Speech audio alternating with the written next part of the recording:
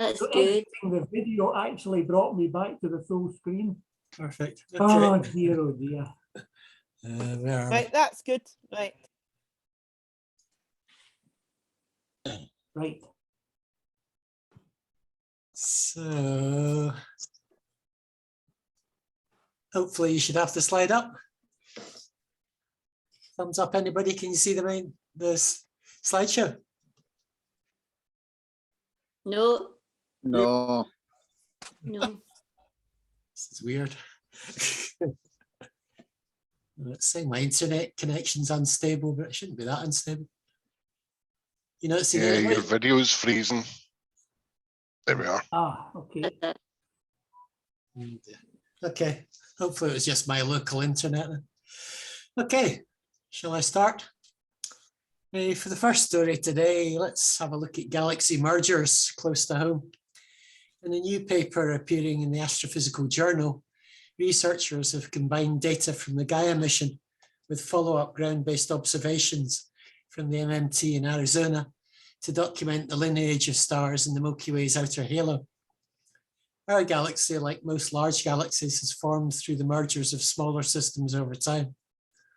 We can see traces of the most recent mergers in streams of stars that all have the same composition and share orbits that echo back to the trajectory of the host system.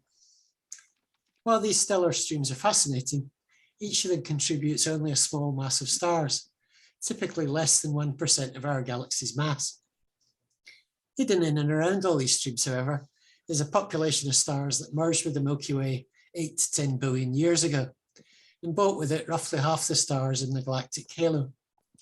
This diffuse spheroid of stars includes objects orbiting in all orientations, and in this new paper, researchers were able to work out that the object that merged with the galaxy came such that the motions of its objects actually run counter to the orbits of the stars that were already there.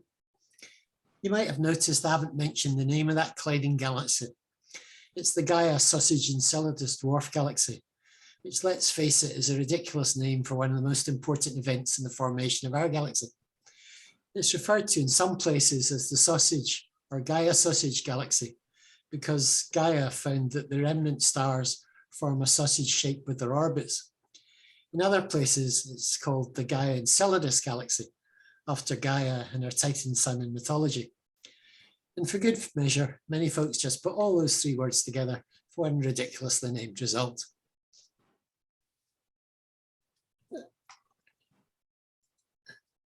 Elon Musk always says that the best part is no part. And in the case of SpaceX's Starship and the Super Heavy booster, no part includes landing legs. Instead, SpaceX is building an enormous launch gantry with arms that will attempt to catch spent rockets as they return to Earth. This week, Musk shared a video of the facility called Mechazilla, with its chopstick arms that will catch falling rockets and stack them back up again for subsequent launches. This is what it should look like once it's ready.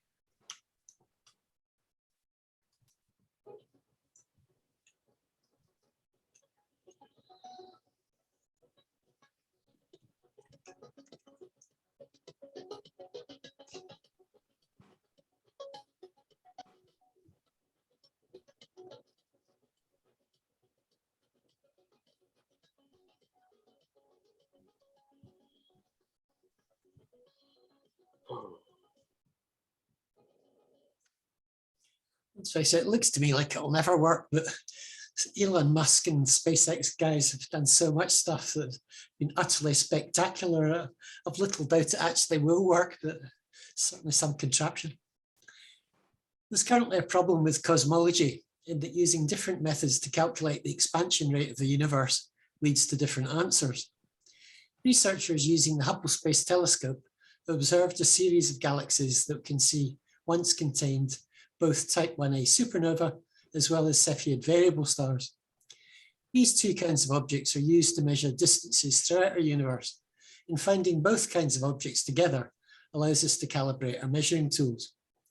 Cepheids can be seen nearby and out to distances of a few 100 million light years. The nearby ones, Gaia and other missions, have measured the distances using parallax, a method based on simple triangulation that requires super accurate measurements. Cepheids are fascinating stars that change in size and brightness over tens of days, and the periods of their repeating pulses are directly related to their luminosity. It's as if every 100-watt light bulb flashed every 10 seconds, and every 40-watt light bulb flashed every 6.2 seconds. By measuring the rate of the pulses, we know how much light the stars give off. And by measuring how bright they are, we can measure how far away they are.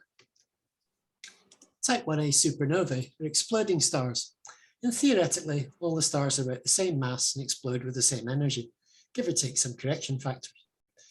This means that when we see the signature of a type 1a supernova, we can measure the light of the explosion, and knowing its actual energy, calculate its distance. Between Cepheids being used for everything with a few 100 million light years, and type 1a supernova being used for everything further away than that, we can measure a lot of the universe and how it's expanding. And these newly published results, with their beautifully calibrated new data, they get a result that indicates the universe is expanding faster than theory, and observations of the cosmic microwave background say it should be. If true, this means there's something fundamentally wrong with our understanding of the details around the expansion of the universe. Next bit's just a wee update of what's happening with the International Space Station. Washington has formally extended the life of the International Space Station to 2030. The space station was expected to be deorbited around 2028. NASA says the move's designed to allow a seamless transition to the start of operations of several planned commercial space stations. While the European Space Agency, the Aerospace Exploration Agency, and the Canadian Space Agency are on board with NASA and the mission extension, Russia's already announced plans to leave the International Space Station in either 2024 or 2025. The Russian Federal Space Agency Roscosmos is concerned that some of the Russian modules on the orbiting outpost have already reached their use-by dates. There have already been numerous leaks and several equipment failures involving the Russian segment. Moscow has already started building the first core module of a new Russian space station, and several recently added Russian-built modules docked to the International Space Station are likely to be transferred to the new Russian space station once it's in orbit. NASA recently awarded Blue Origin, NanoRacks, and Northrop Grumman $415 million towards the development of independent space stations, which will be used by both government and private sector customers. Other companies, meanwhile, are looking at attaching their own modules to the existing International Space Station, gradually building up as part of the ISS before moving off into their own orbits. Of course, NASA, ESA, JAXA, and Canada are continuing development of the new Lunar Gateway space station, which will act as a base camp for human Artemis missions down to the surface of the Moon and eventually onto Mars. In April last year, NASA awarded a $2.89 billion contract to SpaceX in order to continue development of its reusable HLS Starship lunar lander, which will be part of the Artemis program, transporting crew and cargo between the Gateway space station and the lunar surface. The first modules of the International Space Station were launched in 1998. Yeah, with what's happening with Russia and Ukraine and China and Taiwan, all the big international corporations in space seem to be falling apart a wee bit at the moment, which is kind of sad. Here's something else that China's up to. China's in the middle of an ambitious 4-phase lunar exploration program. And the most recently completed step included the landing of Chang'e 5, whose purpose was to take and return a sample of the lunar surface. The lander arrived on the moon on December 1st, 2020, collected over 1.5 kilos of lunar rock and regolith, and returned to Earth on December 16th, 2020. This accomplishment made China only the third country to bring back samples of the moon, after the US and the Soviet Union, and the first to do so in almost 45 years. But sample collection wasn't the only science performed by the lander. Chang'e 5 landed in a geologically young Mare basalt, basically a lava floodplain, and took spectral reflectance measurements of the surrounding rock and regolith. With a correction made to account for the heat of the lunar surface, an analysis of the vector found that the absorption signatures of water. The results were published in Science Advances last week. Now, before anyone gets all excited about water on the moon, which has been detected by several orbiting missions and by the SOFIA Airborne Telescope, This particular analysis of the lunar soil found less than 120 parts per million of water, and it likely came from solar wind.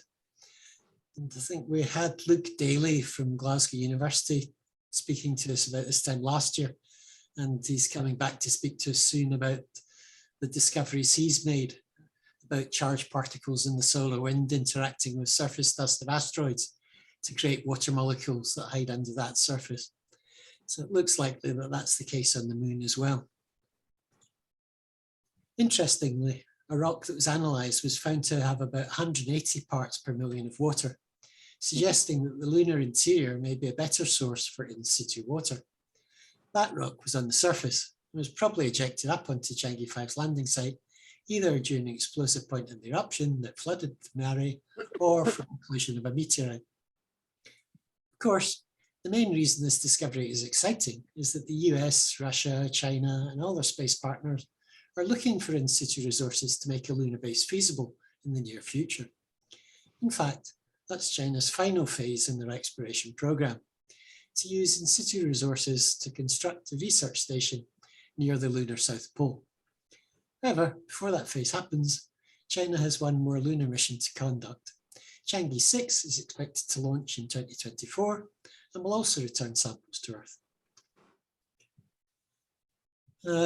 You guys have probably been watching James Webb the same as I was pointing out earlier on that actually right at this moment, the James Webb Telescope is trying to exert itself into the L2 orbiting point. So just there's a wee video explaining one of the other things it's still to do. It's got to focus its mirror segment.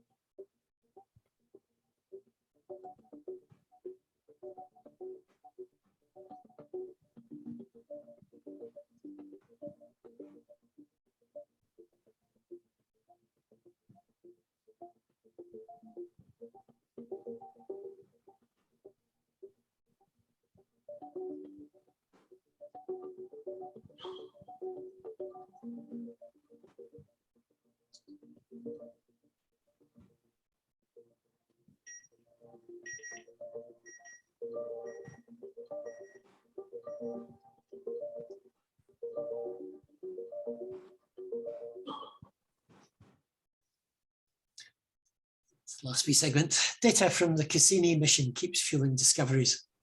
The latest discovery is that Saturn's tiny moon Mimas may have an internal ocean.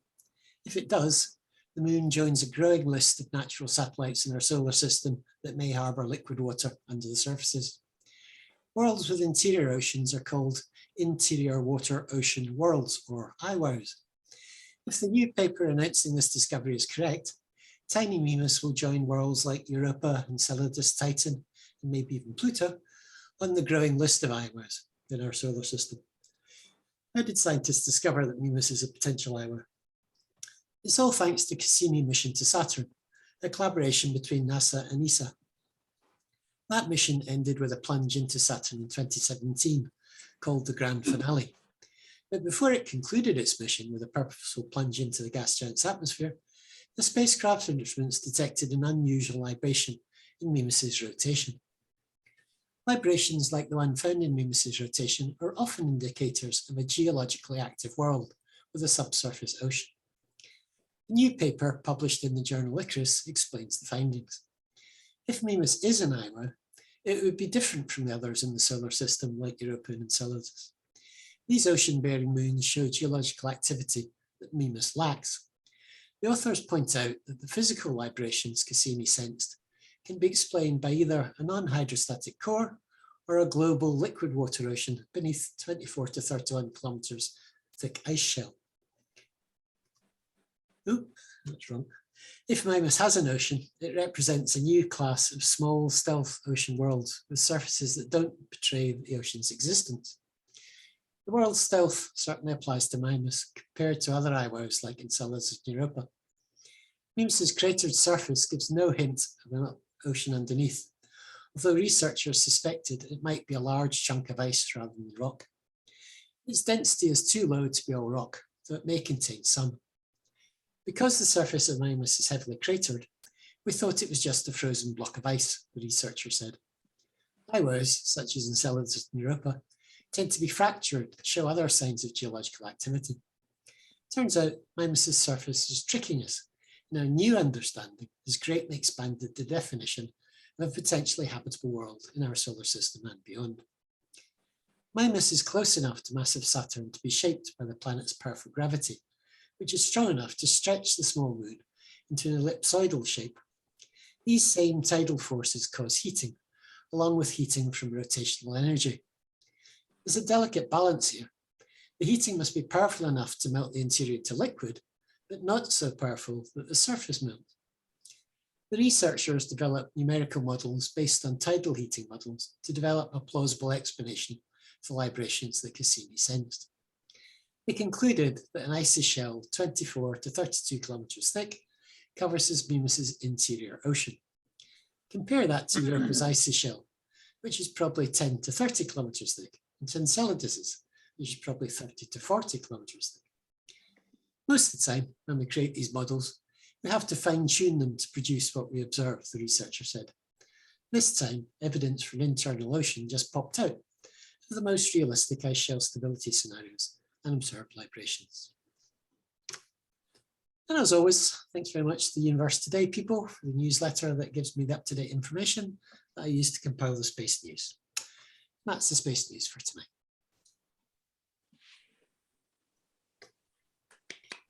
Minor technical difficulties there, apologies for that. And thanks for the applause, Janice, I appreciate it. Oh, no bother. Oh, well.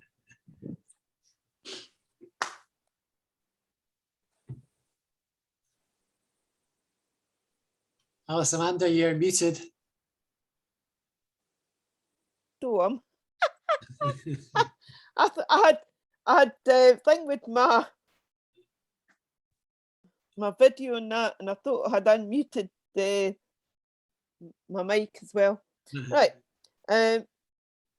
John is an astronomer at the Royal Observatory in Edinburgh and is well known to Kaz from attending our Zoom meetings and his love of sci-fi movies and kit models, to giving us talks on previous occasions.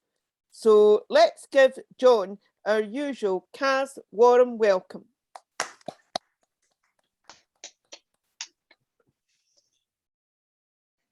You should have screen share, John.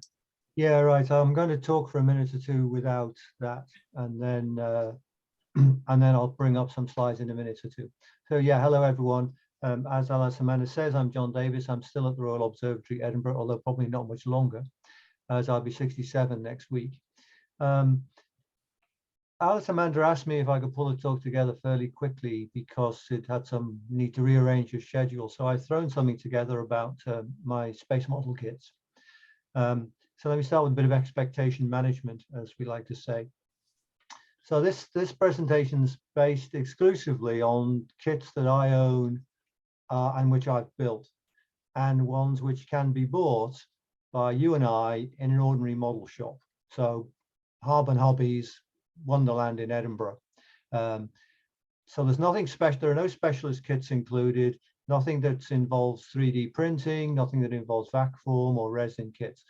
These days, because of the power of the internet and particularly 3D printing, you can actually get models of just about anything. But I'm going to stick to injection molded kits that you or I could go and buy at some point in our lives, at least, from a model shop. And because it's based on the models that I've got, it's not intended to be a comprehensive review of the space program. I mean, such a thing would be almost impossible to do in 50 minutes anyway. But rather what I've tried to do is to pick up a few snippets of things that you perhaps haven't come across, and which you tend to, the sort of little things you tend to find out if you build model kits.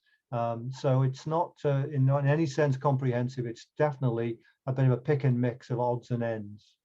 And because of that, it's a bit of a personal journey. So I don't like to use the I word too much, but in fact, I probably am going to use the I word quite a lot. So these are my models, and this is what I have found out in the process of building them. So if it sounds a bit like I'm too far up my own ear, then I apologize for that, but it's just the way I decided to do this talk. For those of you who count slides and are thinking, oh my God, how much longer is this going on? I'm going to stop in 1975 for the Apollo-Soyuz test project. I do have space shuttle models and space station models. And if this is a success, then I can come back in the autumn and do part 2 from 1975 onwards. But I figured that when I was putting it together, I figured by the time I got to Apollo-Soyuz, I'd probably have been talking for an hour anyway, so it was time to stop. So the first important thing I want to just bring up is a modeling thing, and that's the difference between realism and authenticity. If you're a model builder, these things don't mean the same thing. They mean the same thing to most people, but they don't really.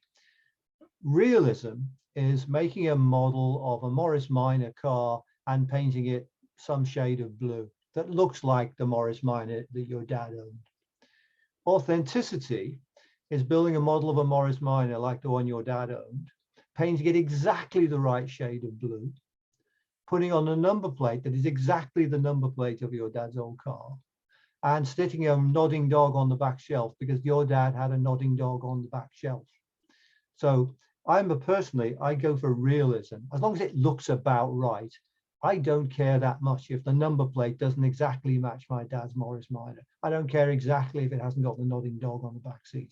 I just want something that looks about right. So while I try to be authentic where I can, quite often it's necessary to make compromises and just make sure the thing looks realistic without worrying too much about it being exactly right.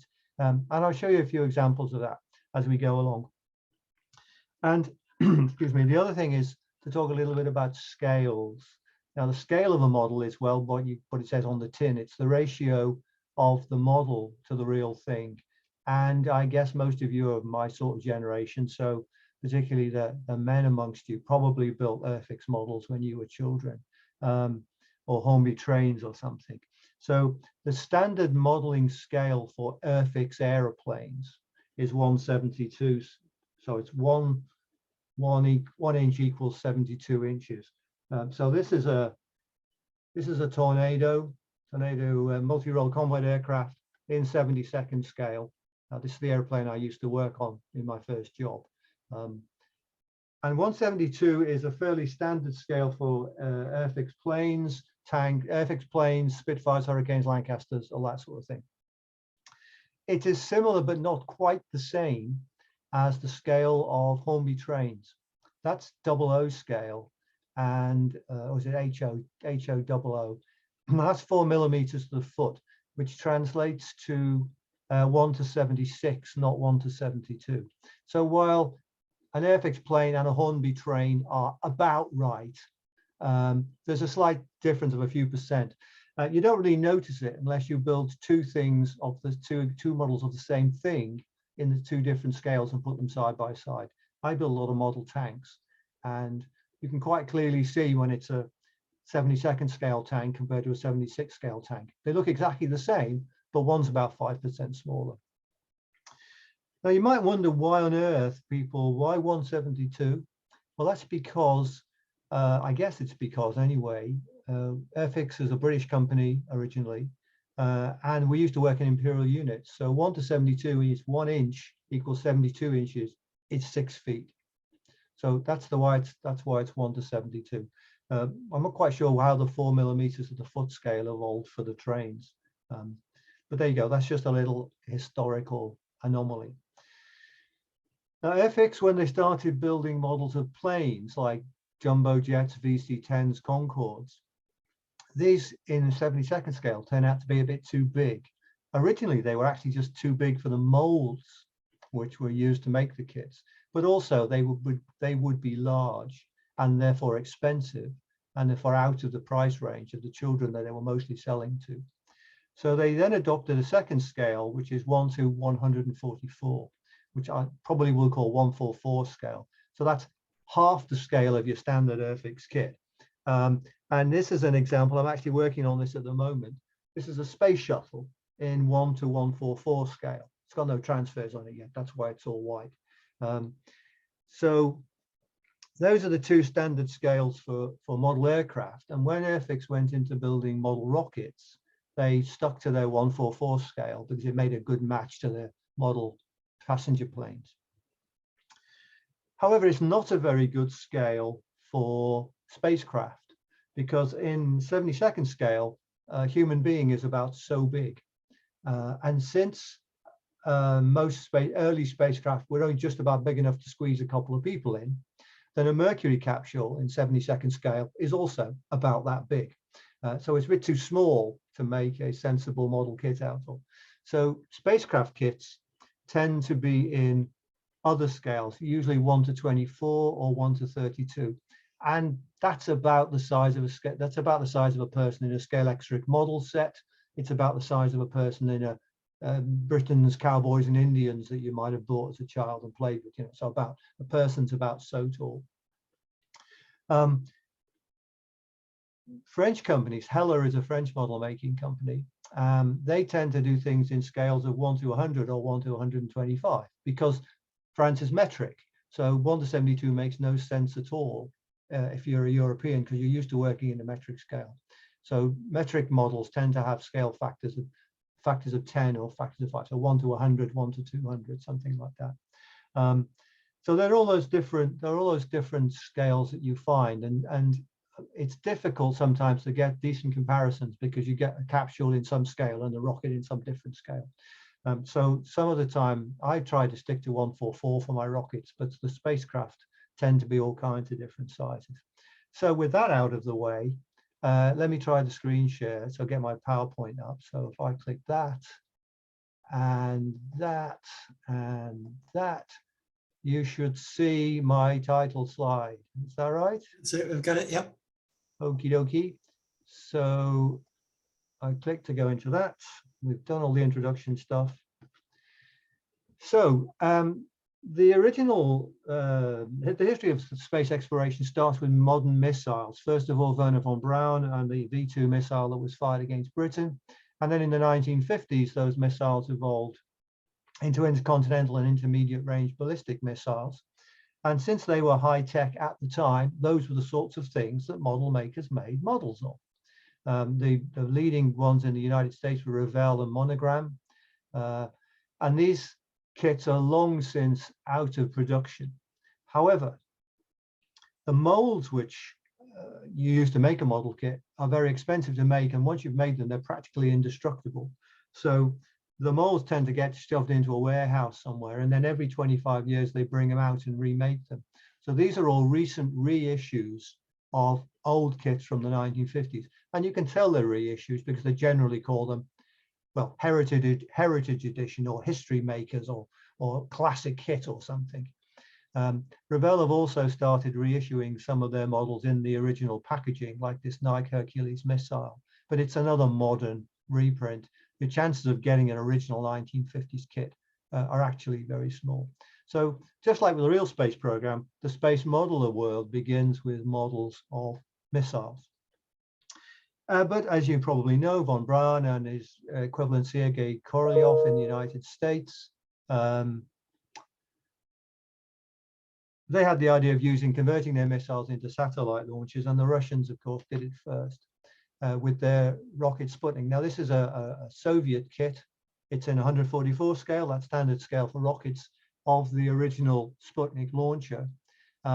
It's an injection molded kit, and I'll just define what that means because I think it's quite interesting. In an injection molded kit, you make a metal mold of all the shapes that you want the model to contain.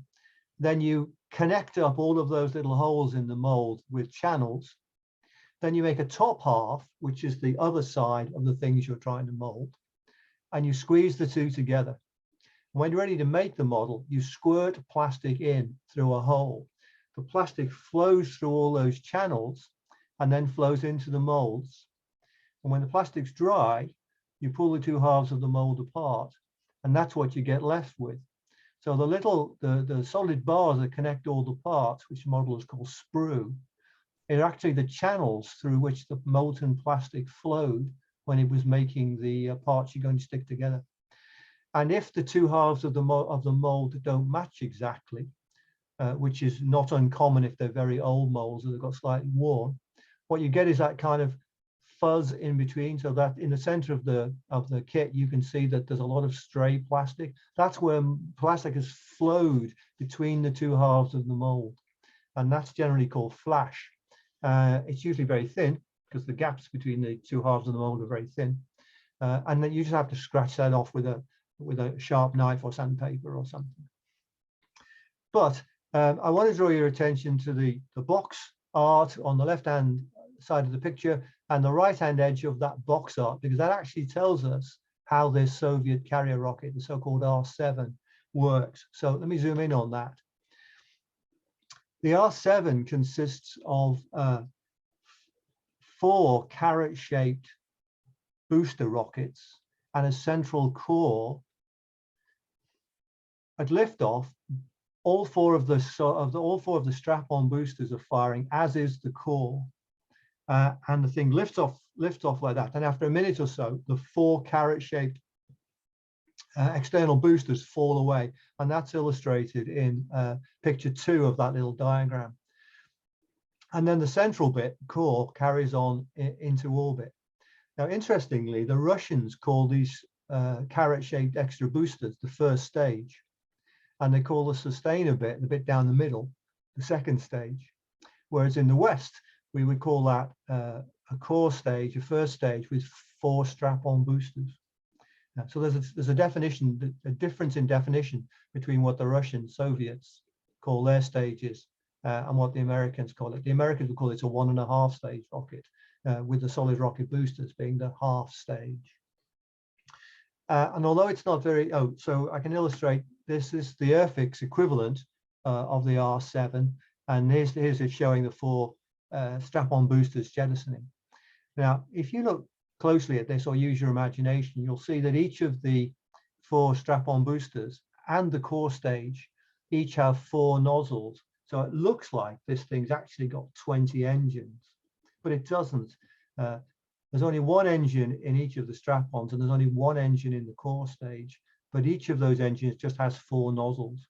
So it looks like it's got more engines than it has. It's only actually got 5 engines, 1 in each stage, and 1 in each strap-on and 1 in the core stage, but each of those engines has 4 nozzles.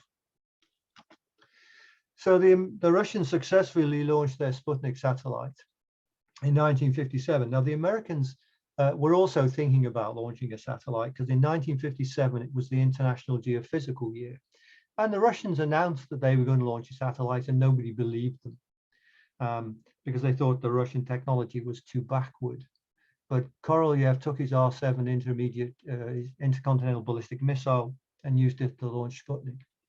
The Americans decided not to have a military missile. They wanted to have a purely civilian space program. So President Eisenhower directed that the National Advisory Committee for Aeronautics, NACA, as it was then, develop a rocket purely from civilian components. So they developed this thing called Vanguard, which was based on a modification of the Viking upper atmosphere sounding rocket. Unfortunately, Vanguard failed spectacularly. They rushed one to the pad to try and get a satellite up as soon as possible after Sputnik, and it went horribly wrong. There were pictures like this all over the papers, comments like Sputnik, Flopnik, Kaputnik, Crashnik, and it was all very embarrassing for the Americans. Now, Werner von Braun at the Huntsville Arsenal in Alabama had been building a series of missiles, including one called Jupiter, which were just essentially stretched V2s.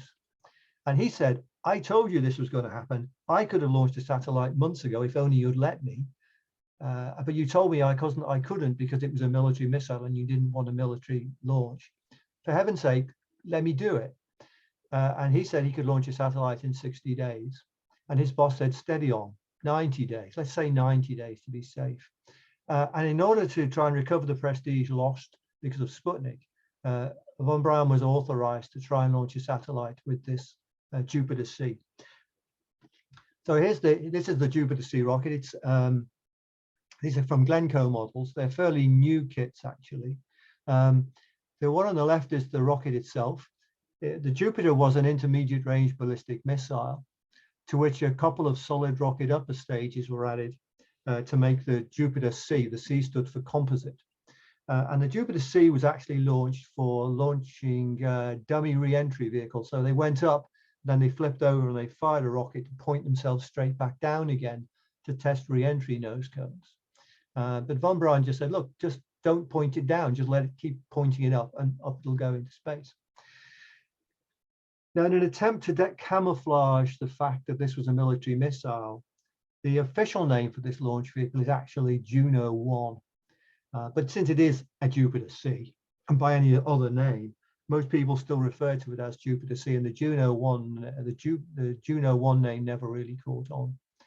The payload for this was called Explorer 1, and it was really just a solid rocket, the last stage of the solid rocket with a few instruments inside. And if you buy this Glencoe models kit, it's about 1:6 scale, so it's about a foot long on your desk. And the Explorer successfully discovered the Van Allen belts. So it was not just the first American spaceship, but it was also, or satellite, but it was also produced a valuable scientific result. It's also possible to get this. This is a model of the Jupiter C / Juno 1 on its launch pad by Revell in about 125th scale. It's a lovely little kit. It's another one of these history maker reissues. It comes with the launch platform, including the train track from which it would be driven out. And all of those little platforms, those little black, red and white platforms, actually slide open. If you want to, you can have it display it slid open so you can see the rockets, although I haven't done that. I did debate trying to slide them open to take the photograph, and then I chickened out in the end and I just took the photograph with it as it is normally on my bookcase. And here's the little mini factoid about the Jupiter C / Juno. You may notice that this thing has the letters UE on the side. Have you ever wondered why? Now, you've probably seen pictures of this rocket before. Have you ever wondered why it says UE on the side? It's not United States for sure. And the answer turns out to be that the Jupiter was a military missile. And so in an attempt to have some level of security, rather than paint the serial number on the side, 01, 02, 03, 04, they took the word Huntsville and they said, okay, well, because that's where the missile was manufactured, at the Huntsville Arsenal. Okay, we'll have H means 1, U means 2, N means 3, S means 4, T means 5. We'll skip over the 2L. We'll only have 1L because there's 2 L's, and we'll have X for 0. So UE actually is actually a code that tells you this is missile number 29. So if you see some of the other ones have got different combinations of letters on them, from those letters and the word Huntsville, you can figure out what the serial number of the rocket is. John, did the top part of the rocket rotate as it lifted off? Did it spin, the very top section? Yes, it did. And that's why, thank you, Richard, that's why there's a black band at on the drum at the top, because before launch, the drum was set spinning, and that by counting how many times that black band went every second, you knew that the top stage was spinning at the correct speed. And that was to provide spin stabilization, so they didn't have to have a complicated guidance system in the upper stages. I'm not sure if I've ever seen another rocket with a thing, that sort of modification. Have you? I've not.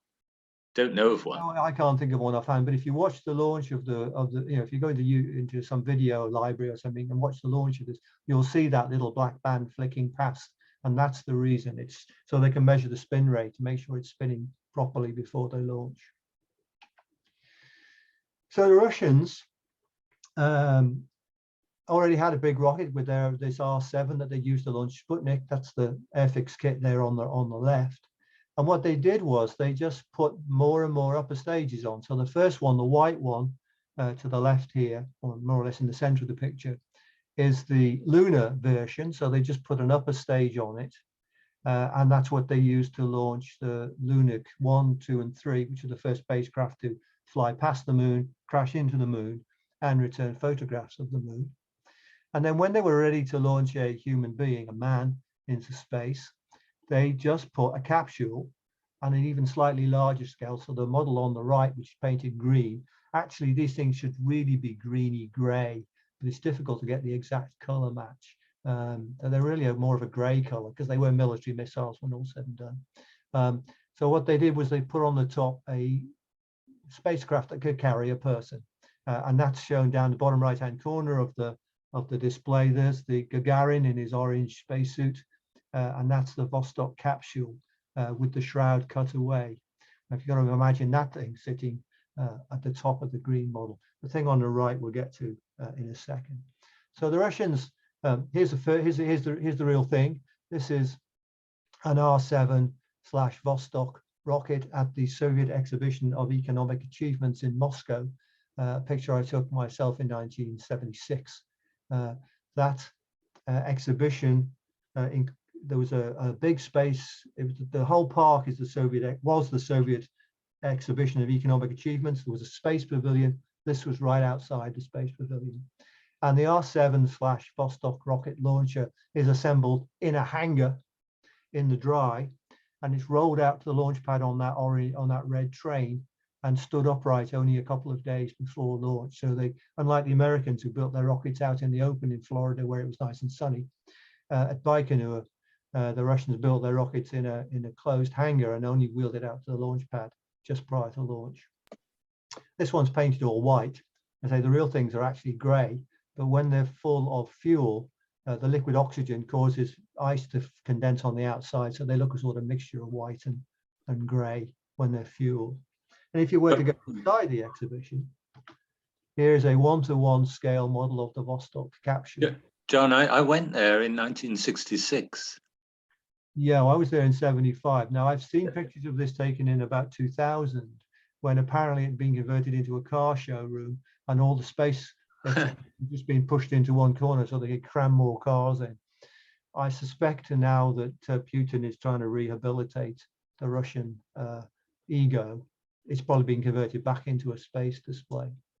But this is Gagarin's spacecraft. The astronaut sits in the silver sphere at the front on the left-hand side of the picture. The green thing in the middle is what you and I would call a service module. So that's the oxygen supplies and the retro rocket.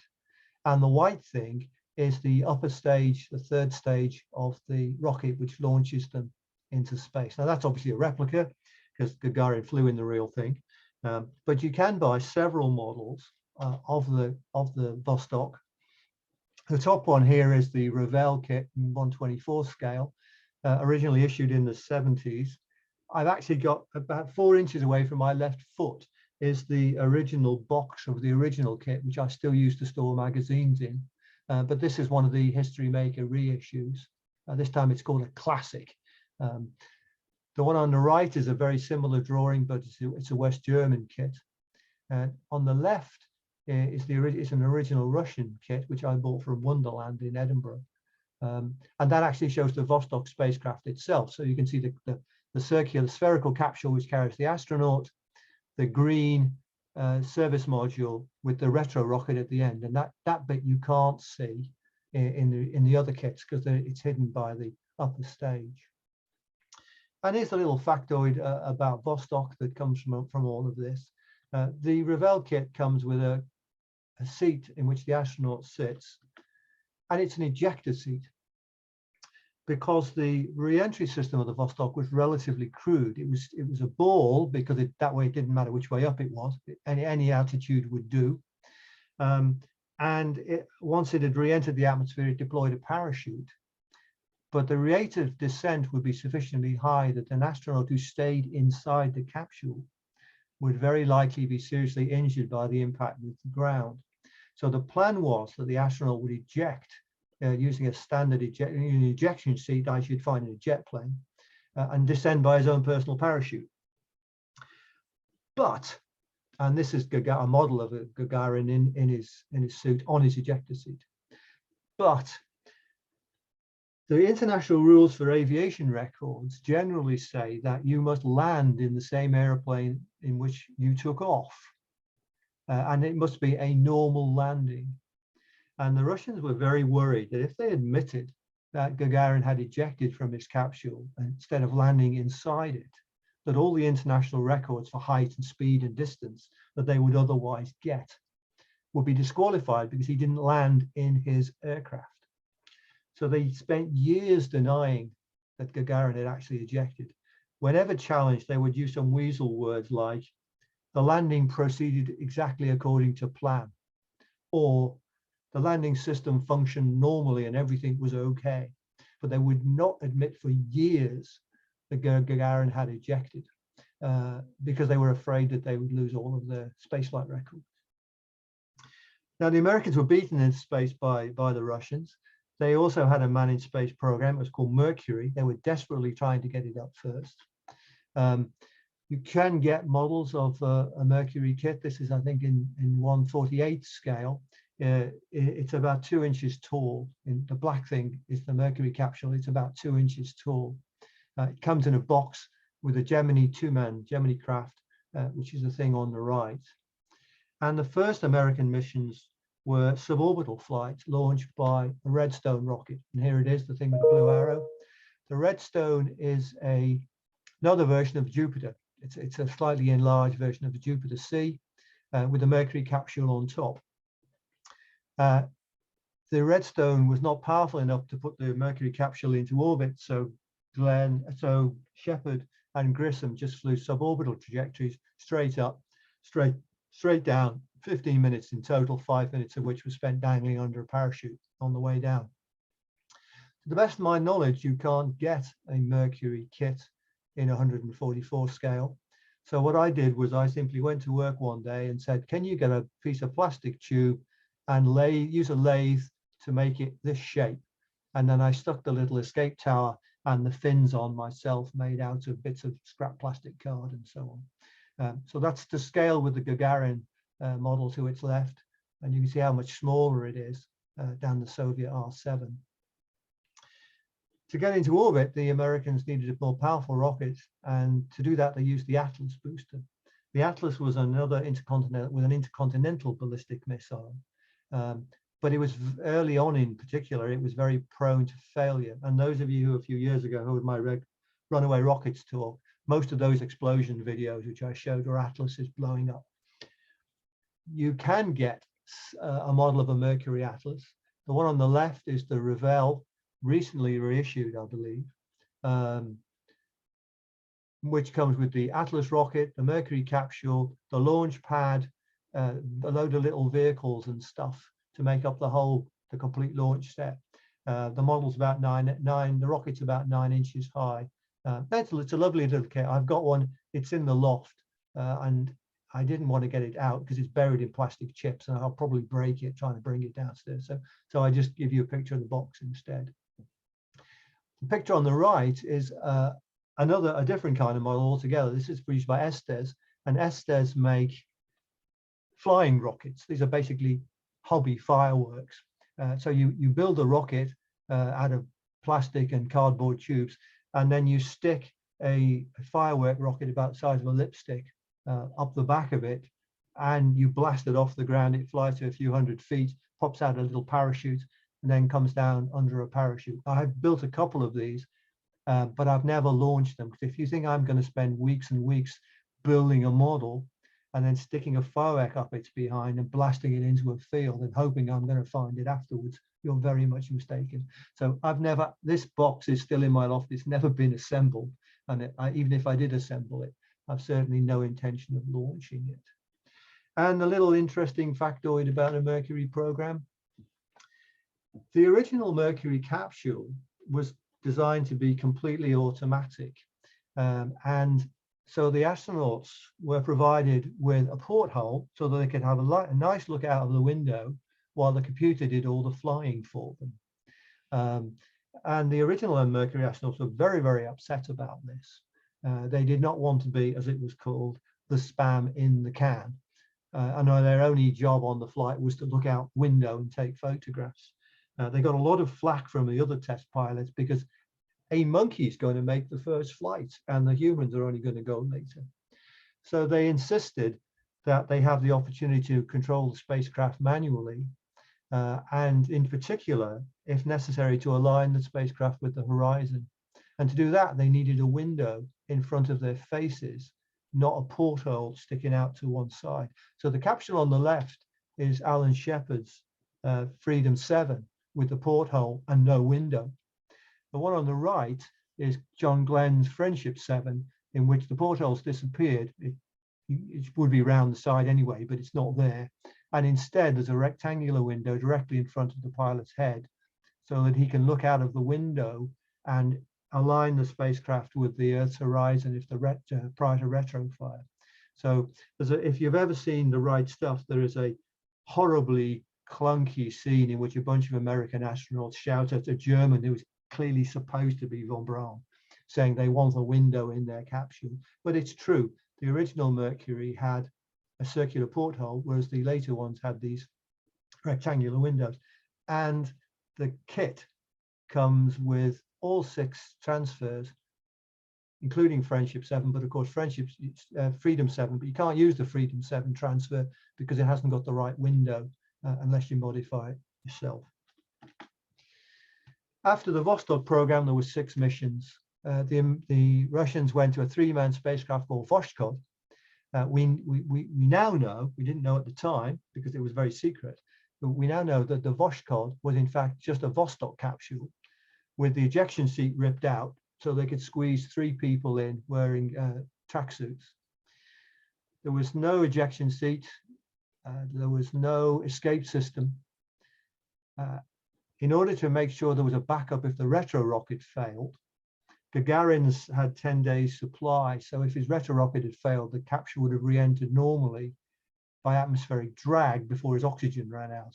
But cramming 3 people into the same capsule, they were never going to have enough oxygen for 30 days. So they put an extra emergency backup retro rocket on the front. So if you wanted to make a model of a Vostok, all you need to do is take a Vostok and stick that extra rocket pack on the front. Vostok 2 was the flight of Alexei Leonov, in which he performed the spacewalk.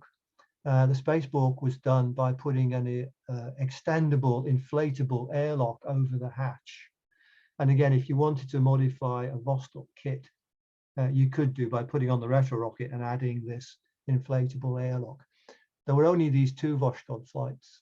The first one was clearly a propaganda attempt to put up a 3-person spacecraft before the Americans could fly 2 men in Gemini. And the Vostok 2 was a desperate attempt to perform a spacewalk before the Americans. The American equivalent, or the American successor to Mercury, is Gemini. Gemini was launched on a Titan missile. This is another intercontinental ballistic missile. And once again, to the best of my knowledge, you can't get a model of it. And I just did the same as before. I just measured the dimensions, went to work and got the guys to grind me one down on a lathe. And then I scratch built some little rocket engines on the bottom. They're actually out of the little caps you stick on the ink pen of a chart recorder to stop the ink drying out. And this one is to scale with the Russian Soyuz rocket to the right and the Mercury Redstone rocket to the left. You can get several Gemini kits. There's the little one that I showed you to scale with Mercury, but there's also a much larger one in 24 scale, which is what the instruction sheet is from, which shows the capsule and the little astronauts in the seats, and it breaks into 3 sections to show the service module, the re-entry module, and the bit with the heat shield in. But I'm going to concentrate not on the Gemini program per se, but on the spacewalks made during Gemini. Picture on the left, Gemini 4 EVA, Ed White. Picture on the right, Revell's spacewalking astronaut figure, complete with a little replica Mercury capsule, not to scale, to act as a stand. This picture I got from the internet because my astronaut model's somewhere in the loft in all those phone chips. But I do have that kit, and it shows the little thruster gun that Ed White had in his right arm to try and propel himself around. But much more interesting is this one. This is the Aurora Astronaut Kit, and it shows an astronaut on what would have happened on the Gemini 9 mission with the so-called United States Air Force Astronaut Maneuvering Unit, the AMU. The picture on the right is a real picture of a real person. And the AMU was essentially a space armchair, a Buck Rogers backpack that had little thrusters. And the idea was the astronaut would strap himself into this backpack and then fly around the Gemini capsule using its own little thrusters. The thrusters were hydrogen peroxide propellant, so they were actual rocket thrusters that generated a hot plume, so the spacesuit had to be made especially protective heat-proof trousers, so that when he fired the thrusters, they didn't melt his spacesuit and burn his leg. And this kit was issued by Aurora, but in fact, the picture you see in the center on the instructions, that never happened, because Gemini 9 turned out to be one of the unluckiest missions of the entire space program, with the possible exception of the 2 space shuttles that crashed. The AMU was too large to carry in the cabin. There was hardly enough room in the cabin for the 2 astronauts, let alone anything else. So this space armchair was attached to the back of the instrument module. That's it in the left-hand picture, it's that yellow thing. And the right-hand picture, you can see Buzz Aldrin actually simulating it backing into it in a spacesuit, buckling it on, and then flying it free. And that was the mission for the EVA pilot on Gemini 9, but it didn't work out that way. The first thing that went horribly wrong is that the prime crew, Elliot C. and Charlie Bassett, were killed. The 4 astronauts, the 2 in the background with the backup crew, were flying to the McDonnell Douglas plant to inspect their spacecraft. They were flying in 2 two-seater NASA T-38 jets.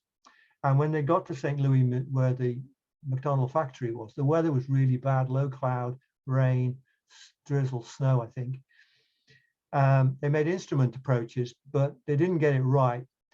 The first plane, C and Bassett, said that, well, they could see the runway. And what they did was they tried to fly a very tight circle at 500 feet to reposition for landing on the runway.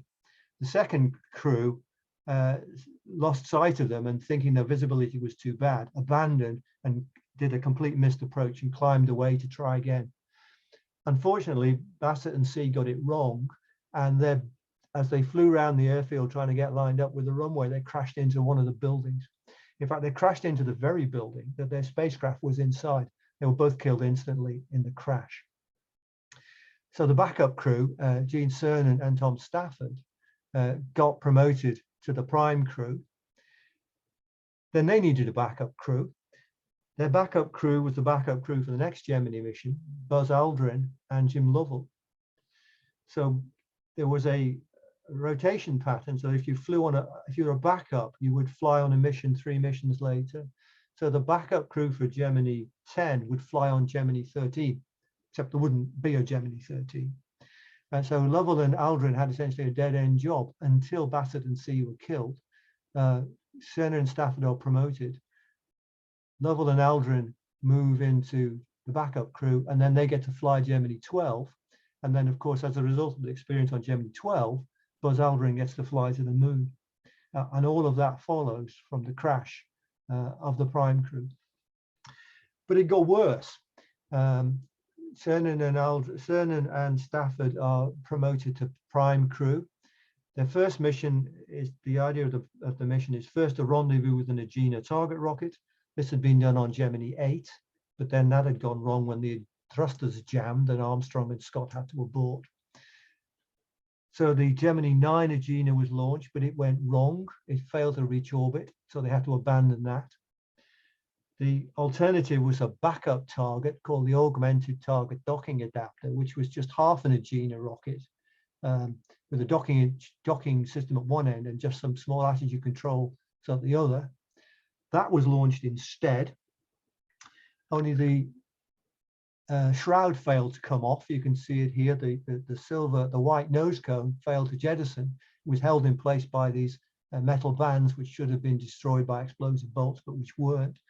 So they fly up there and they see this thing that looks like, as they put it, an angry alligator tumbling, and with the docking mechanism completely obstructed by the jammed shroud. They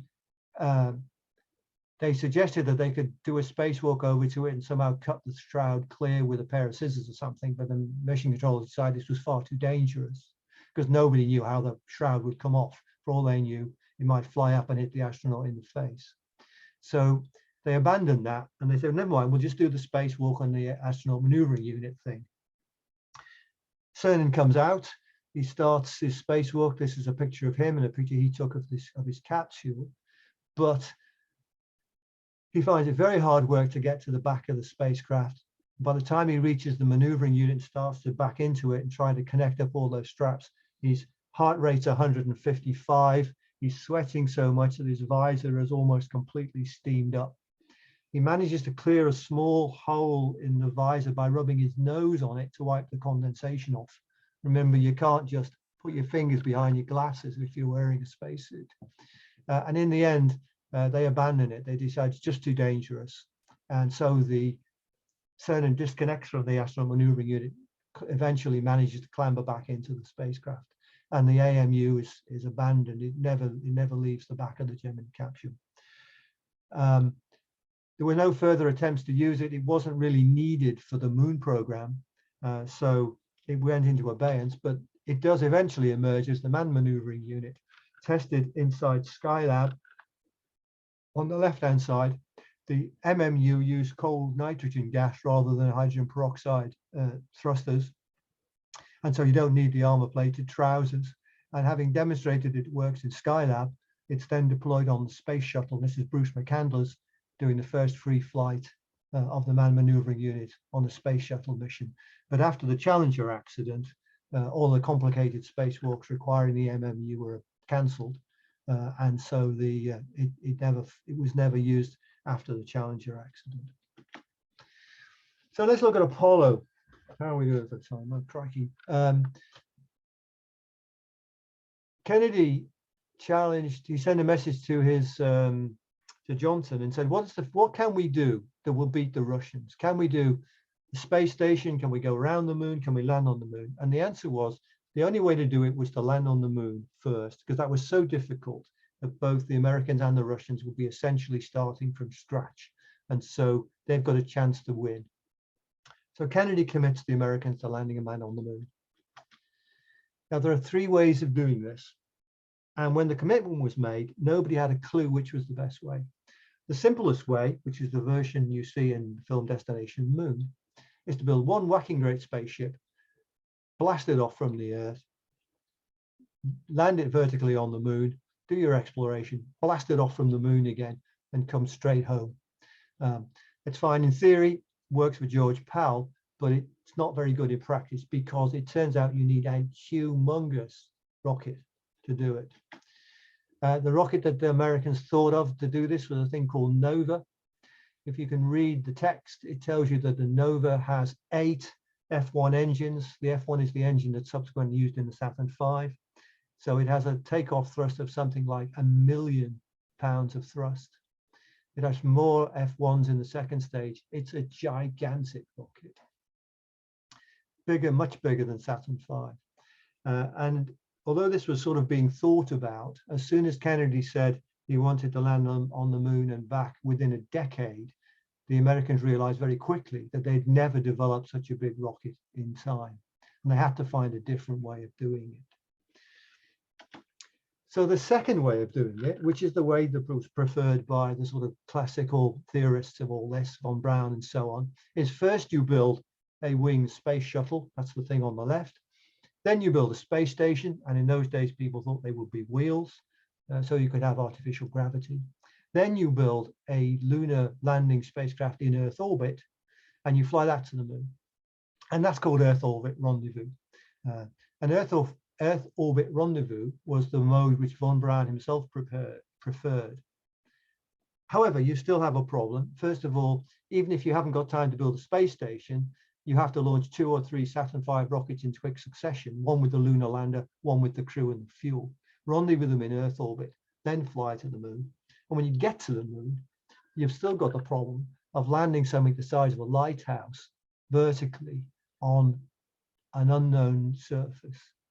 And this presented huge problems until a chap came along and said, there's another way of doing this. This is a guy called John Houbolt. He gets most of the credit, but I don't think he was the only person.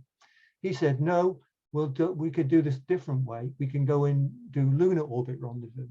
We send an Apollo capsule with a special lunar lander. In this case, it's called a lunar excursion vehicle. We go into orbit around the moon. We land only with the lunar lander. We leave everything else, the return rocket, the parachutes, in lunar orbit. We explore the moon, then we come back up, we rendezvous with our return capsule, and we fly home again. And that's the way NASA decided to do it.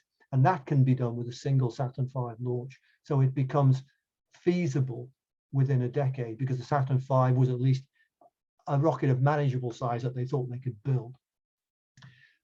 But there's a big problem, and that is that the Apollo capsule design was already fairly advanced when they were arguing about how to do it. And the original Apollo design, the original design for the Apollo capsule, was a multi-man spacecraft capable of operating in Earth orbit or an orbit around the moon, and possibly landing on the moon with the addition of an extra stage. It had no capability for rendezvousing and docking with another spacecraft. And when they decided to go for the lunar orbit rendezvous, they realized they would need a different version of Apollo that had some kind of a docking system. The design was already quite advanced. And so what they decided to do was to build the original version without the docking system, test out the capsule, its thrusters and its heat shield in Earth orbit, and then build a second version, the so-called Block 2 version, which would have the extra equipment required to land on the moon. Revell produced a lovely kit of the Apollo capsule. It's this thing here on the right-hand side. It's the service module, the command module, the escape tower, the lunar module in its little garage. And it's to the same scale as the Mercury and Gemini, which is great, except it was made in about 1965, before the lunar landing decision was originally made. And so the command service module, the bit that stays in orbit, is a Block 1 spacecraft. What's the difference? The Block 1 is the thing on the left. The Block 2 is the thing on the right. So the Block 1, which is the original design, has a number of differences to the final Apollo version. The red arrows show that the little maneuvering thrusters are in a different place. The black arrow shows you that the hatch for the window in the hatch is round in one and square in the other. The blue arrow shows you that the service tunnel, that's where all the wires and cables and stuff that connect the command module to the service module go. It's round by the hatch in the Block 1. In the Block 2, it's a different shape and it's round the back where you can't see it. The yellow arrow is the little scimitar antenna, which in the Block 2 is moved to the service module. And most importantly, most obviously, the radiators, which are the green arrows, are completely different in the Block 1 to the Block 2. So they look completely different. They're not, I mean, they're the same basic shape, but there's lots and lots of fine detail. It was a Block 1 spacecraft in which Grissom, Chaffee and White were killed. And the investigation and the Apollo 1 fire. The investigation showed there were so many problems with the Block 1 that it would take several years to get them sorted out, by which time the Block 2s will be available anyway. And so there were no launches with people on board of a Block 1 capsule. Nonetheless, the Revell kit, because it was produced before the fire, is a Block 1, and you're stuck with it. I managed to find a Block 2 in exactly the same scale, which I put onto my old Revell kit, and my Block 1 is in the loft waiting for me to decide what to do with it. Now, I understand what's going on here. Model making, these companies are their businesses, right? They want to make their models and get them on the market in time so that people like me, age 13, can build them and hang them from my bedroom ceiling. So Revell produced a 1/96 scale Apollo. This is it on the left. It's the Block 1 version with the radiators in the wrong place. You can tell it's a very early kit because the lunar module landing leg ladder has 7 rungs and is curved. The real lunar module had a 9-rung ladder and it was straight.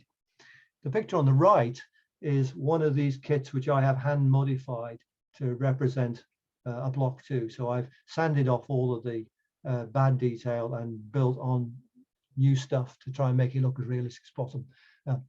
Actually, it doesn't look too bad. It's not a bad. It's quite good. It's quite good fun to do, and it's not bad. But that's what a block 2 should look like in this scale. Okay, so now rant alert. I understand why the 196 scale kit was built to block 1 standards, because that's what they thought it would look like when they made the kit in 1965 or 66. I understand that they rushed it out so that kids like me could buy it and replay the Apollo missions in our bedrooms. But the top box here is the 40th anniversary of the moon landing. That's 40 years after the original landing. It's exactly the same kit. It's got a new box, but it's exactly the same kit. Block 1, wrong radiator pattern, wrong systems tunnel, everything. Not once they've had, and then 10 years later, for the 50th anniversary, they did exactly the same thing. They just put a 50-year anniversary sticker on, and they put the same 1965 kit inside it. It's a disgrace. They really should have fixed this up before they started issuing it again and again and again. I'm a bit worried about the time, but I'll keep going for a bit. I'll stop about 9 o'clock if I haven't finished and give you the chance to vote with your feet if you want to carry on. So let's talk about rockets now. The picture on the left is the Saturn I rocket. It was actually made by combining 8 Redstone rockets together into a single it had 8 engines. It was known unofficially as Cluster's Last Stand because it was the last time that they attempted to build a rocket by joining together lots of smaller rockets. Airfix do a Saturn 1B kit, which you can modify to represent this Saturn 1. In this case, I got a 3D print, a student project. I got them to make me a 3D print for the upper stages, but it's basically the Airfix kit with a few bits hacked off and a model and a 3D printed upper stage. The Saturn I was used for a few launches, and then the slightly improved Saturn 1B version was developed. Now you might wonder, well, hang on, we've got a Saturn I, we've got a Saturn V. What happened to all the ones in between? And the answer is they did sort of exist on paper. There was a Saturn II and a Saturn III at least. But the moon program was changing so quickly that these missiles, these rockets were never built. So that the first stage of a Saturn V is known as an S1C. The second stage of a Saturn V is called an S2. And the top stage of a Saturn V is called a Saturn 4B. But although there were paper designs for the Saturn II and the Saturn III, they were never ever built. Apollo 5 was a test of the lunar module in Earth orbit. The Saturn I was powerful enough to lift either a lunar module or a command service module, but not both. So in order to test the lunar module, they had a special one-off Apollo 5 mission, which just had the lunar module on top. That's very easy to make. You just get the Airfix Saturn 1B, throw away the command module, and just stick the lunar module bit straight on top. The one on the right is the reissued Airfix Saturn 1B, when Airfix, God bless them, did fix up the service, did fix up the command service module to look like a proper Block 2. The Russians just carried on with the same old. They took their standard R7 and they put a yet more powerful upper stage on it to launch their 3-person spacecraft called Soyuz. And the Airfix kit comes with the bits to make all these different versions. You just have to buy 4 of them. So that's the Soyuz. It's just the good old R7 with the extra stage boosted on the top. And they're still using that today to fly Soyuz spacecraft to the International Space Station. This is the Soyuz capsule itself.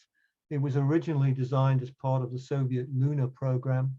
The astronauts sit in the middle in the sort of teardrop shaped section. The round bit at the front is the orbital module, which for a moon flight would have provided extra living space. and for space stations missions is packed full of cargo. And the back end is the service module with the solar panels to generate electrical power and the white radiators to dump waste heat. The big round clear window is actually the parachute compartment.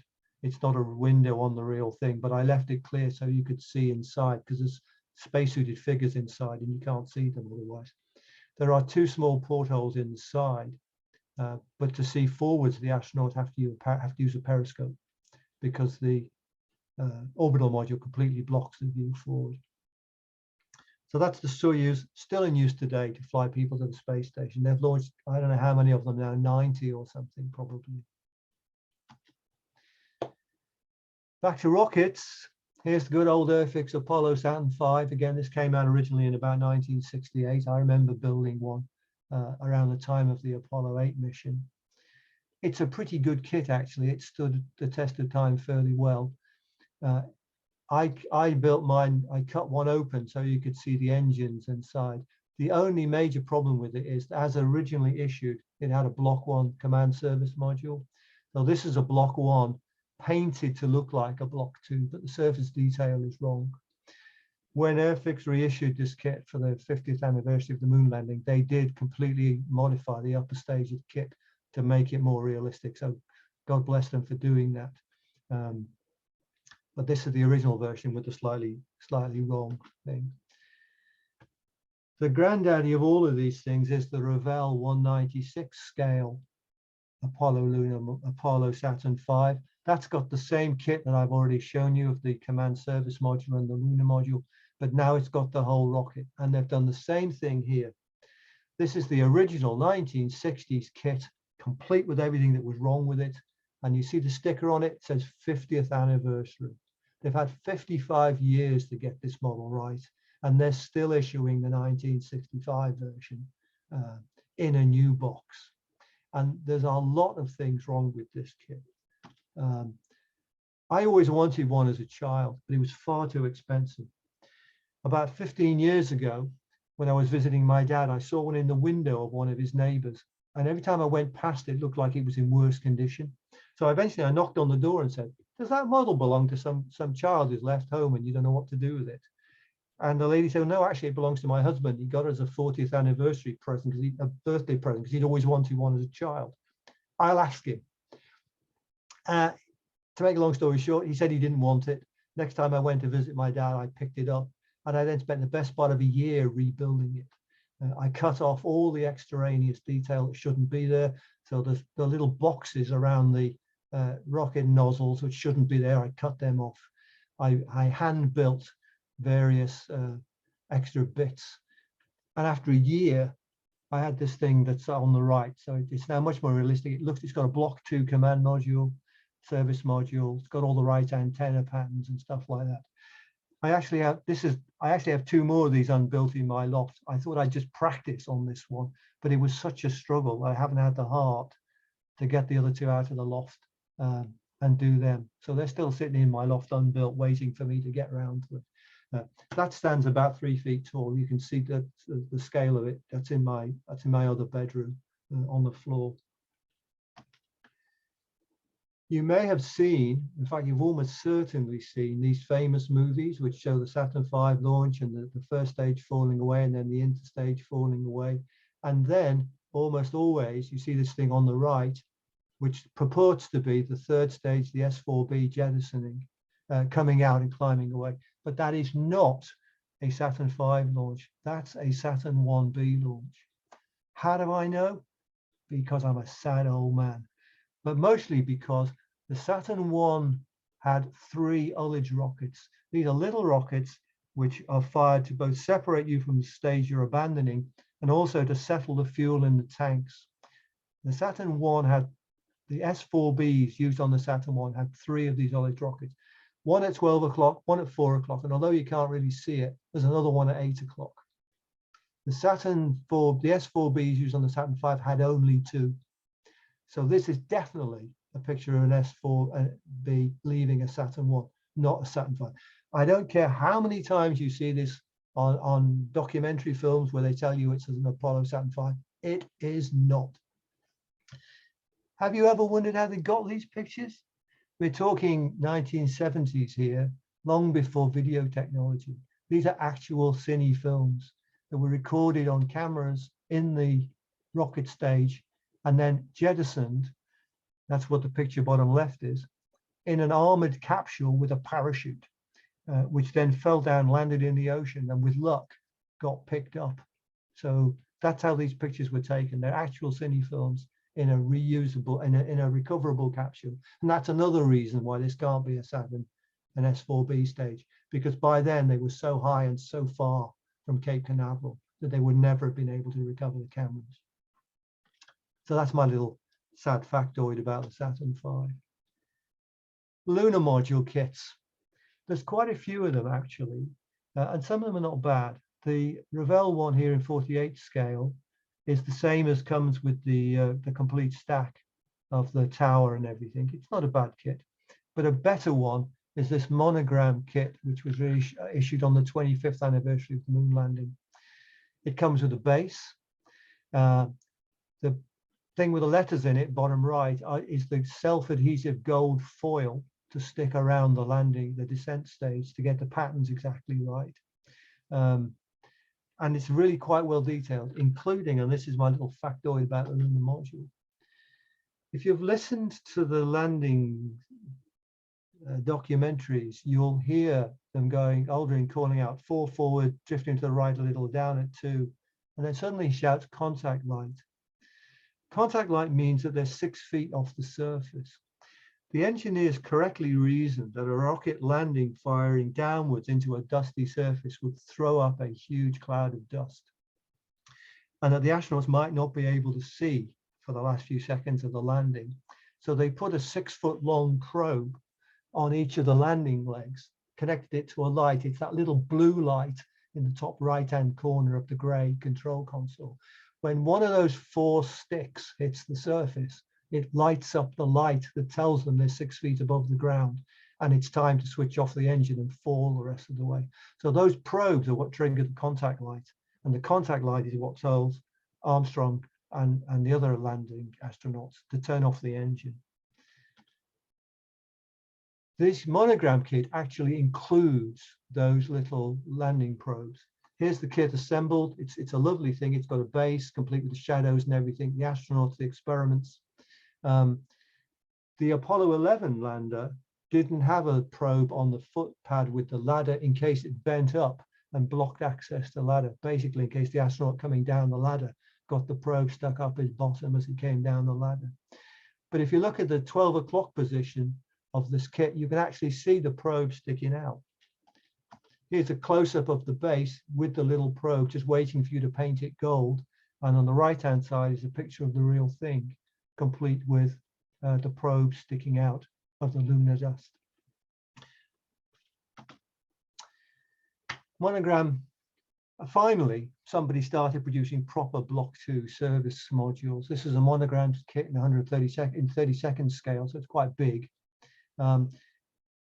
It comes from one side, it's solid, from the other side, it's transparent. So if you can, unless you deliberately paint over it, you can see inside, you can see the detail of the crew compartment, and you can see some of the detail in the service module.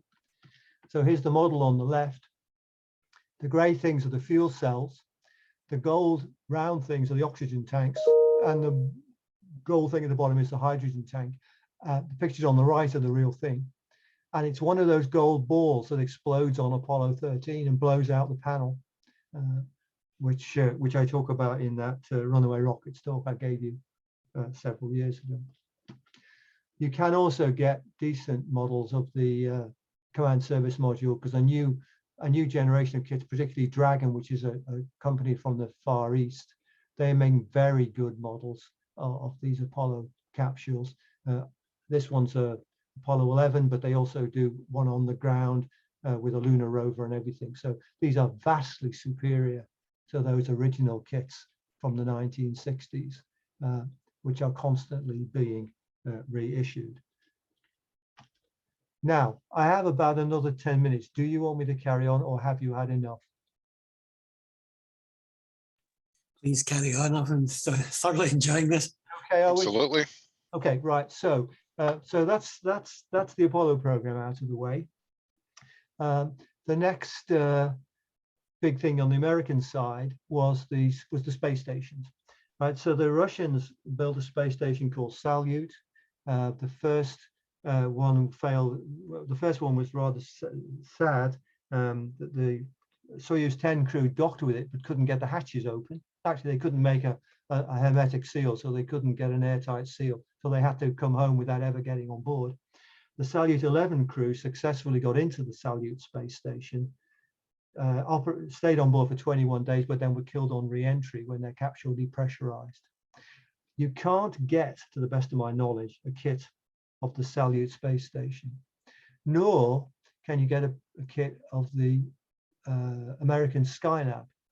So the American Skylab space station came about because the idea was that after Apollo, they would have a thing called the Apollo Applications Project, in which they would use Apollo hardware to develop other things, more advanced lunar landers, lunar bases, and space stations.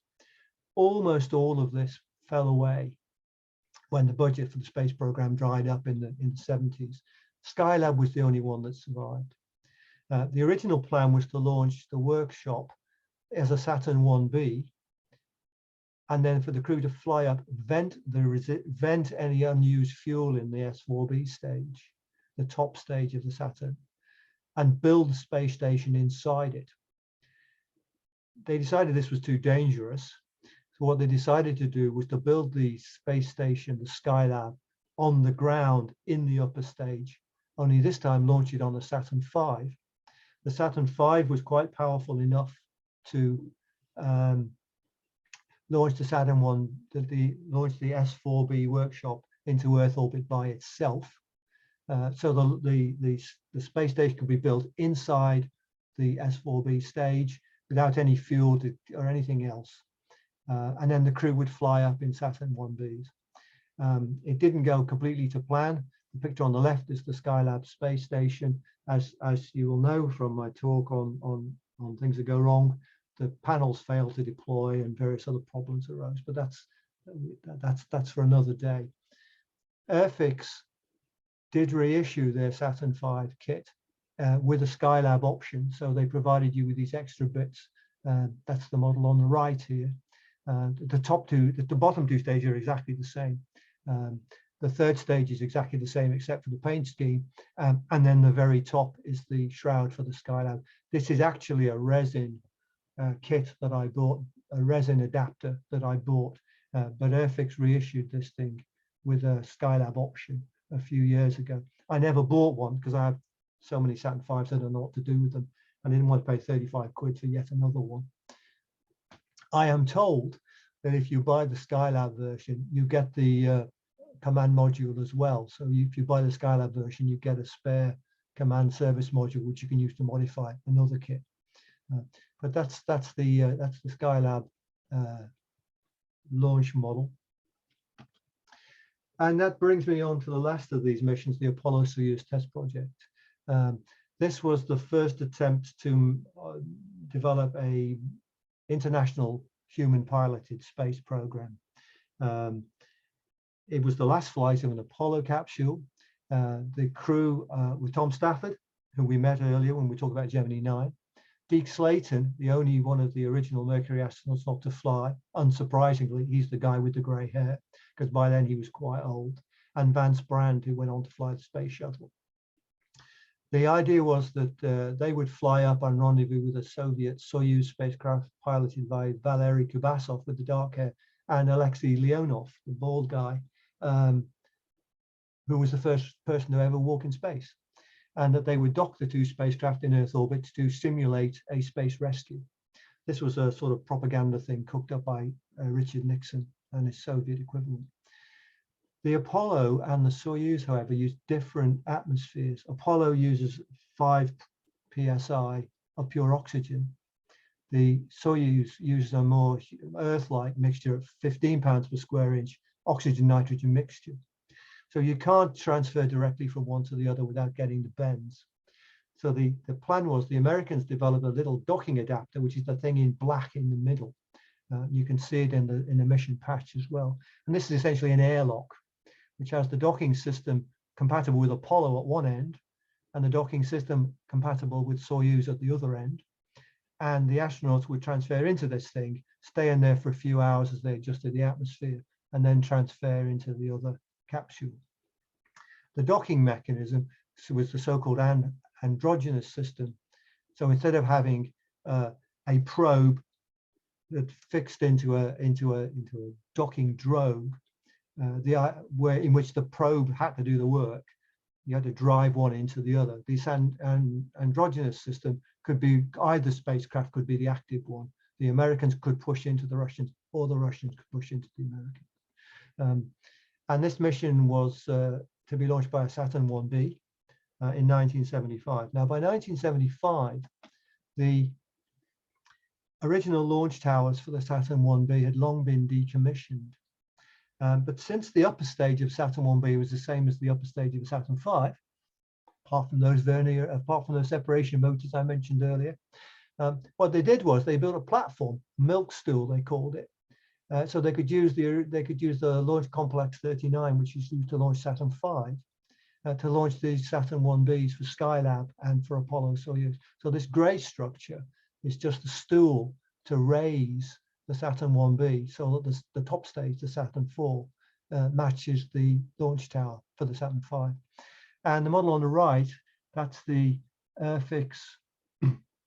That's the Airfix Saturn 1B. On the left is the original version, complete with the wrong service module, painted up to represent the one that used to launch Apollo Soyuz. On one on the right is the reissued Airfix version with the proper command service module painted up as Apollo 7.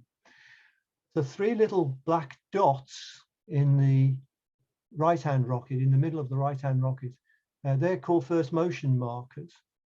And what they do is a photo cell on the launch tower looks at this black thing, and as the rocket starts to move, the black thing moves up out of the field of view. So it turns white, then it turns black again, then it turns white again, then it turns black again. And knowing the time interval as those black things go past tells the launch system that the rocket is climbing at the correct speed. There's a similar black and white pattern on the Saturn V's as well, but the Airfix kit doesn't supply them in the transfers, and I've never got round to hand making a transfer for that. So that's the Apollo Soyuz test project. That's the last launch of a Saturn rocket. It was the last launch of an expendable American capsule. The idea was they would then go on to Space Shuttle, and Space Shuttle would do everything. We now know that that's not what happened.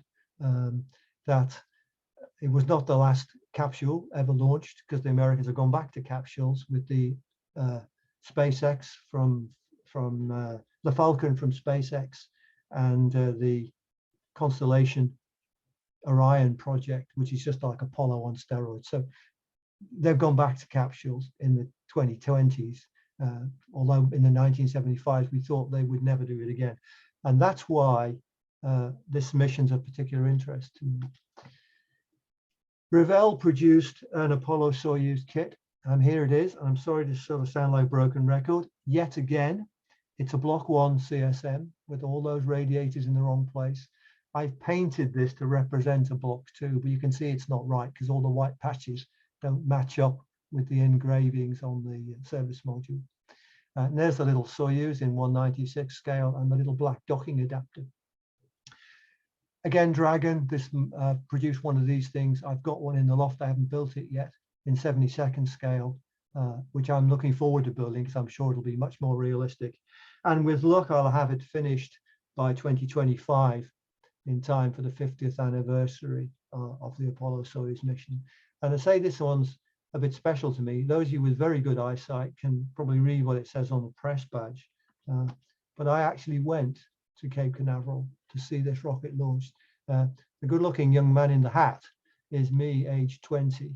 And the picture on the right is the picture that I took with my Praktika SLR of the rocket on its milk stool, just prior to takeoff in July 1975. That's the only manned space launch I've ever seen. I promised myself I would go back to see a space shuttle, but I never got around to it. So That's the end. If you liked it and you want me to do the same thing about the space shuttle and the space station, I can do that another day, but I figured by now you'd have had enough. So I'm going to stop. I'll stop the share. And if you've got any questions, I'll do my best to answer them. Any questions?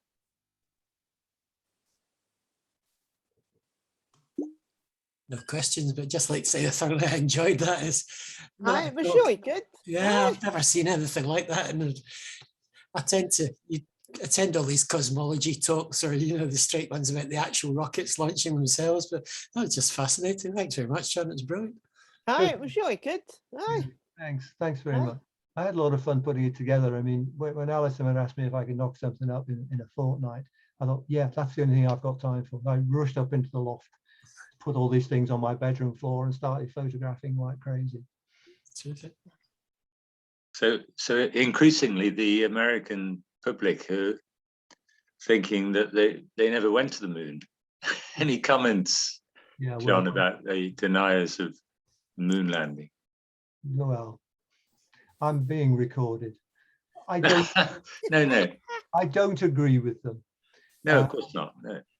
There are plenty of people, and Steve, what's his name, from Liverpool, who's talked to you on at least one Oh, occasion. Steve Barrett. Barrett, yes, talked to you on at least one occasion, has an excellent debunking talk, and he's not the only one. There are several people who take all of these arguments used by the Apollo deniers and shoot them down one by one. I mean, the classic one for me is Nixon couldn't keep the Watergate break-in a secret for 6 months.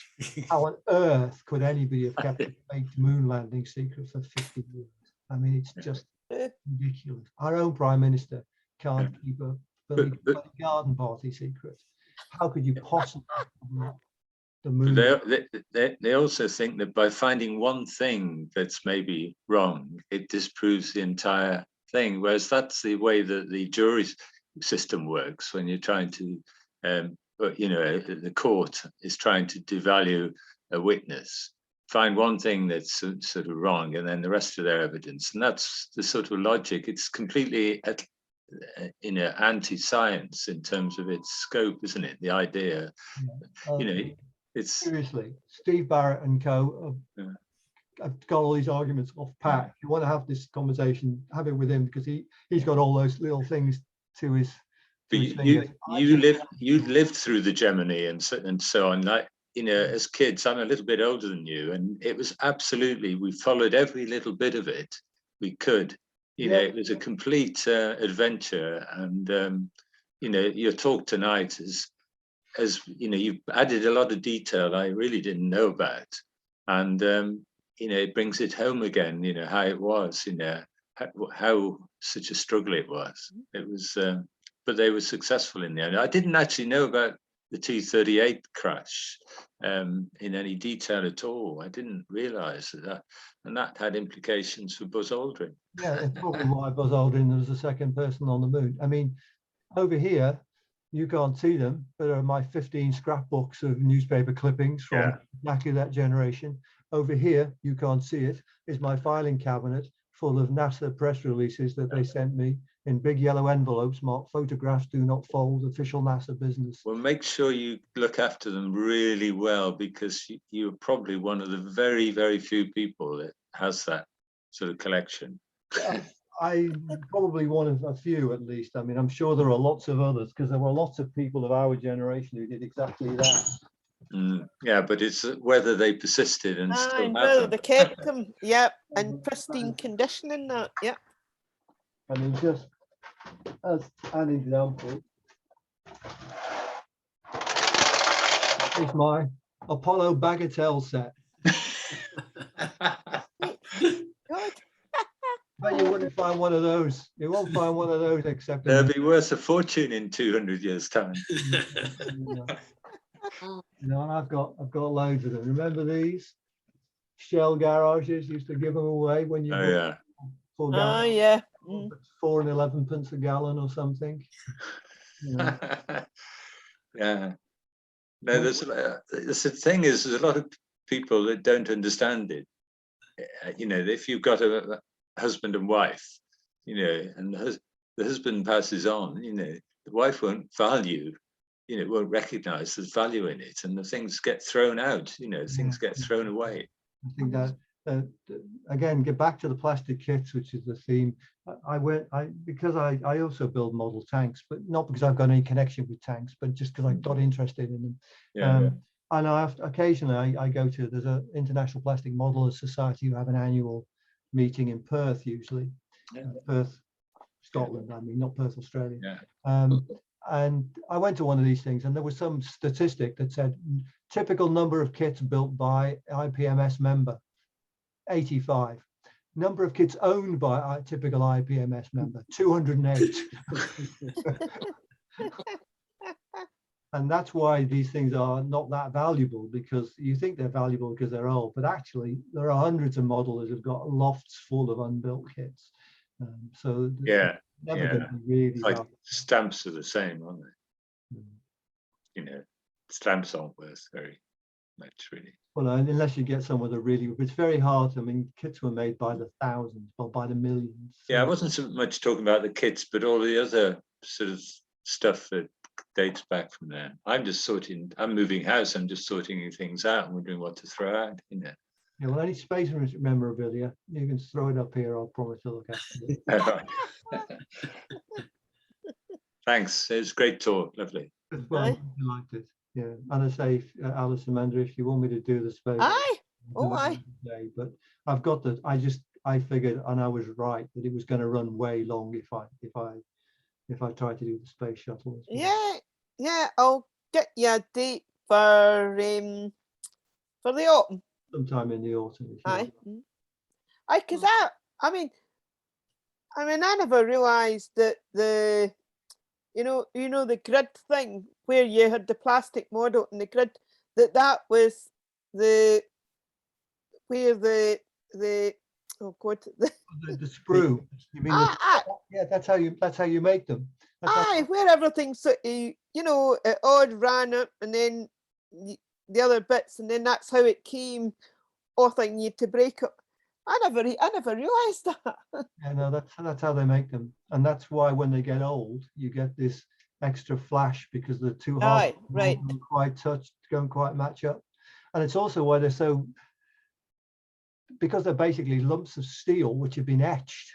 That's why the molds are pretty much indestructible, and why the kits can often reappear donkey's years later, because some company decides they don't want to make space models anymore.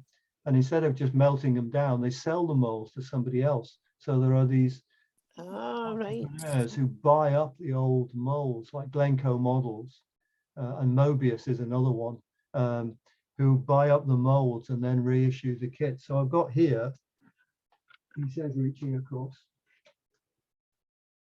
This is the moon bus from 2001: A Space Odyssey.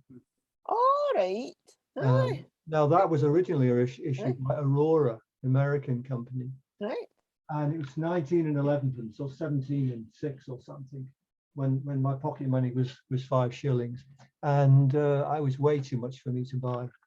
But 50 years later, Mobius had bought the molds and reissued that. I bought that a few years ago from a reissue. In fact, I've still got a box of it. So that, all right, God. That's not the original. It's the original Aurora kit, but it's been reissued by another company called Mobius. You've got some collection. My laptop. I keep my spare laptop in that. All right. I keep all the old boxes as well. Aye. Things like that. You've got some collection. You've got a vast collection. Well, I'm 67 and I've been doing it since I was 13. Aye, well, true. Very good. I also looked through a telescope today. The Tweedale group have a 2 foot, I don't know, 24-inch or something, Dobsonian, which they keep at Kelsey Gardens. Oh, aye. Tom mentioned that. Yeah. They've hardly ever taken it out because they've not had it very long when the COVID thing struck. Aye. And we've been trying to get a team trained up to use it. They also have a computer controlled, I don't know what it is, Skywatcher or something.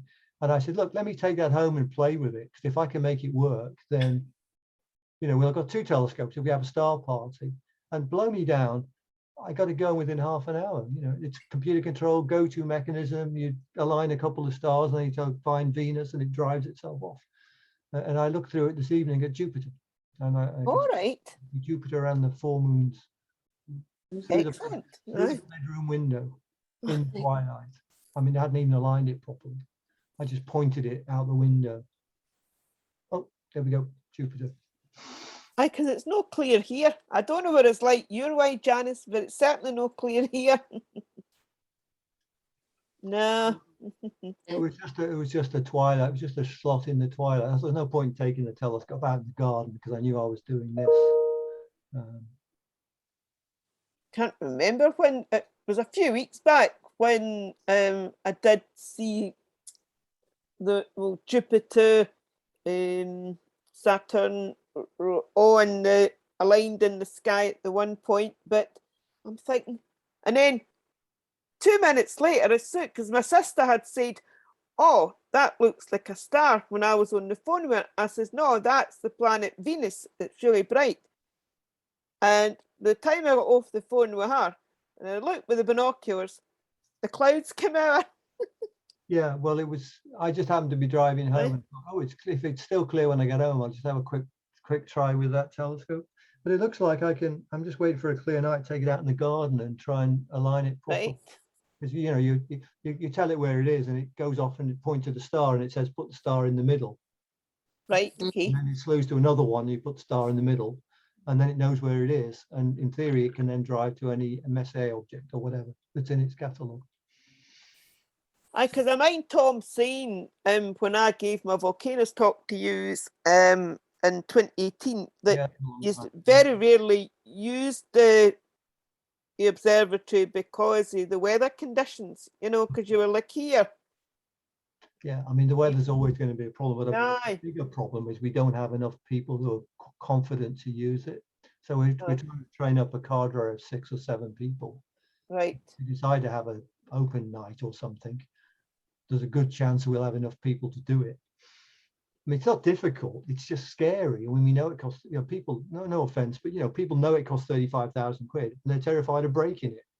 Well, you know, it's a telescope. Once you learn how to use it, it's like a car. I mean, cars cost 25,000 quid as well, but no one's afraid to drive. They just don't want to do it because they haven't had any practice. It's just the first 5 days of driving that's scary. After that, it's easy. And so if we can get a few people trained up to use it, then we can hopefully get a bit more use out of it. And hopefully more clear skies. But at the rate I'm going here, we're not going to see many clear skies. Well, that's the worry. I mean, we're going to try and have a viewing evening every other Friday, but chances are 4 out of 5 of them are going to be rained out. Aye, I know. But we've got to start somewhere. We've got this telescope. We've got to make some use of it because we've got a grant and promised to do some educational outreach and stuff. Right. We've got one outdoor event coming up in February as a local nature reserve. But the problem is they will cancel because we can't go indoors at the moment. It's they decided not. Then if it's not obviously going to be clear, they'll be cancelling it the night before. Yeah. Whereas in the past, we've gone, sometimes we've seen nothing, but we've had some good PowerPoint stuff and demonstrated telescopes inside. And other times we get some clear time and other time indoors. But the way things have been recently, I'd be very surprised if it goes ahead. We're hoping it does, but there's a good chance it will be cancelled the day before. Well, we've got to live with this. I spent 2 years trying not to die, and having succeeded, I've decided it's time we started getting out again, because we can't go on hiding, wearing masks, not going out. It's just. Well, we had a good. It was in November, was it, Graham? The last one at Talking Tom. And that was a good night, and it's partly indoors and partly outdoors, you know. Yeah, that's our sort of plan, is to have a backup that if it's cloudy, we'll go inside and, as you say, have a Well, we slide. always have that. We have an introductory thing, maybe about our observatory if people haven't seen it before, and usually a talk on something. And what's up there tonight? That's the other thing. Before we go out, what's a short thing on what's up there tonight? No, it usually goes very well, but it's always worrying when you know it's going to be cancelled if it's not likely to be absolutely clear. Yeah. Okay, well, look, it's been quite a long day for me. So unless you've got any more model related questions, I've been at work all day, including recruiting my successor. What's work? Work, yeah. I still work half time. And we were. I've been retired almost as long as I was teaching now. Okay, well, thanks a lot. I'll just kill the recording.